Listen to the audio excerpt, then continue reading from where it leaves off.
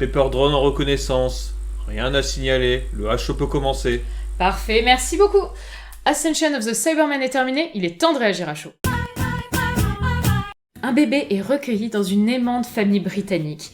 Et pendant ce temps, bien loin dans le futur, les Cybermen ont quasiment anéanti toute l'humanité. C'est un épisode qui se répartit sur deux histoires. Déjà, on a celle de Brendan, qui est douce, touchante et de plus en plus bizarre, et qui est surtout en complet décalage avec la deuxième, qui se passe post-guerre des Cybermen. L'épisode prend son temps pour installer les backgrounds de ces deux histoires, et au final, on s'en sort surtout avec énormément de questions. Mais du coup, c'est super difficile de se faire un avis sur cet épisode, vu qu'il n'a pour vocation que d'installer l'épisode de la semaine prochaine. En tant que tel, je trouve que l'histoire des Cybermen, elle est assez classique, mais après, assez classique, ça empêche pas de faire un bon épisode, et c'est le cas ici. J'ai particulièrement aimé le Docteur dans cet épisode, je trouve que Jodie Whittaker est excellente et qu'elle nous fait passer par toutes sortes d'émotions. Encore une fois, elle est à cran, elle s'en prend un peu aux compagnons, mais là elle est beaucoup plus claire sur le fait que ce qui l'inquiète, c'est qu'il risque d'y perdre la vie. Et ses compagnons qui sont toujours sur une dynamique un peu semblable à celle qui a été installée dans les épisodes précédents, je commence de plus en plus à me rendre compte que très prochainement certains vont partir, et j'avoue que ça me fait un petit pincement au cœur. Après, les humains, j'ai pas grand chose à dire, ils étaient très sympathiques, mais bon, ils sont pas non plus ultra mémorables. Et dans le camp adverse, on a le Lone Cyberman qui lui est charismatique et énigmatique. Par certains côtés, il m'a un petit peu rappelé Tim Shaw, mais vu qu'il est bien plus ancré dans l'univers de Doctor Who et qu'en plus il est mieux écrit,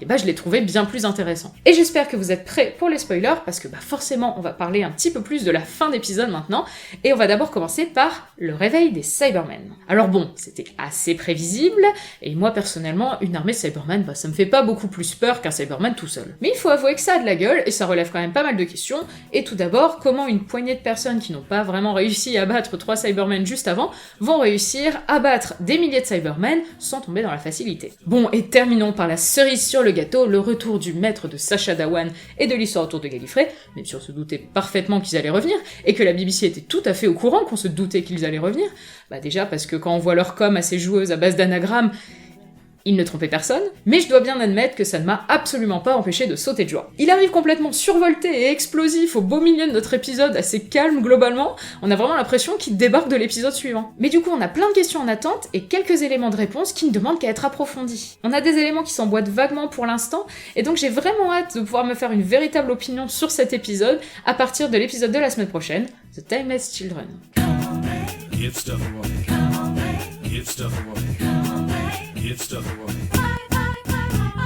Salut, c'est le Pepper Drone. Alors, qu'avez-vous pensé de l'épisode ? Moi, j'ai vraiment bien aimé, puisqu'il y avait mes amis têtes de Cyberman. Waouh ! N'oublie pas de mettre un petit commentaire pour dire ce que tu as pensé. Et puis, vous mettez un like. Je vous tutoie, je vous vois. Et je m'en vais. Zoubi les orbis. Et à la semaine prochaine.